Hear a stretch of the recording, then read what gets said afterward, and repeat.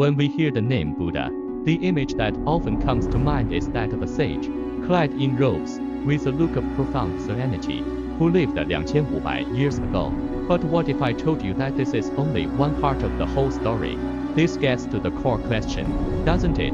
If the Buddha truly entered that state we call nirvana, that ultimate peace and freedom, then how does his compassion continue to extend into the world we live in today? This is the mystery we are here to unravel. Part I, challenging the traditional image. Let's begin by challenging our traditional notion of the Buddha's existence. This image is deeply ingrained in our culture, but the Buddhist scriptures themselves offer an answer that is more dynamic and, perhaps, more surprising. The work of the Buddha has never truly ceased. Consider this passage from the sutras it as the most revolutionary idea. It tells us directly that the Buddha did not truly vanish. When it says he does not ultimately enter nirvana, it doesn't mean he couldn't reach that ultimate peace. Rather, it means that out of immense compassion, he chooses not to dwell there forever. His essence, the active force of his compassion, has never left us. Part EI, where is the Buddha now? The countless forms of compassion. If the Buddha never left, the question is, where is he? And in what form does he exist? The subsequent discovery might surprise you.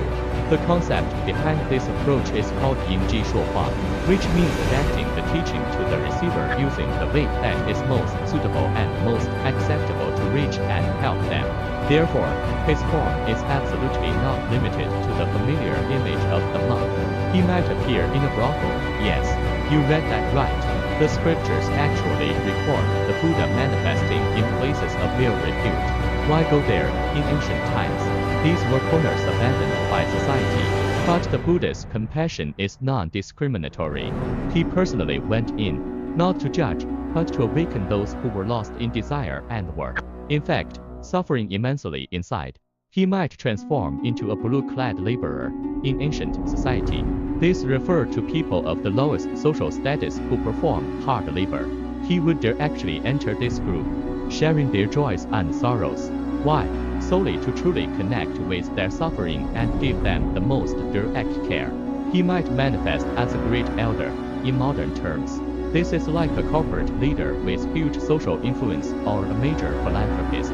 He uses his resources and status to guide countless people toward the right path and create widespread support.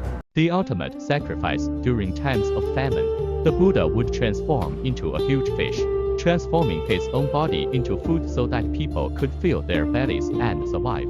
This compassion is a direct and absolute self-sacrifice and dedication.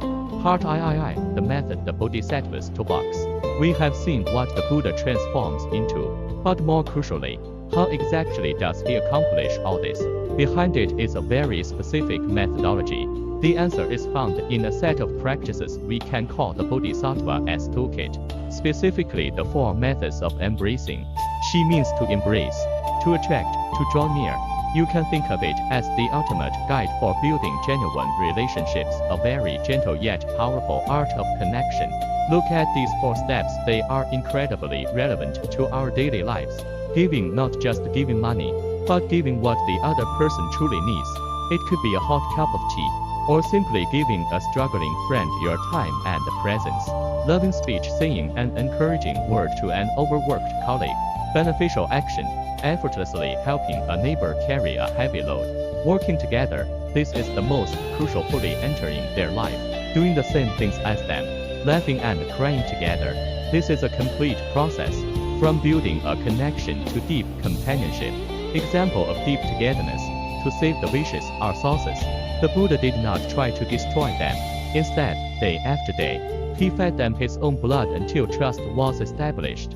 Only then was transformation possible. This is deep, profound companionship. Part IV, the condition, our role, cause and condition. However, this help is not one-sided. The Buddha extends his hand, but we must also meet a crucial condition to truly grasp it. The key lies in cause and condition. This is like a teacher who is eager to teach you, but if you are unwilling to listen or learn, the teacher's skill is useless.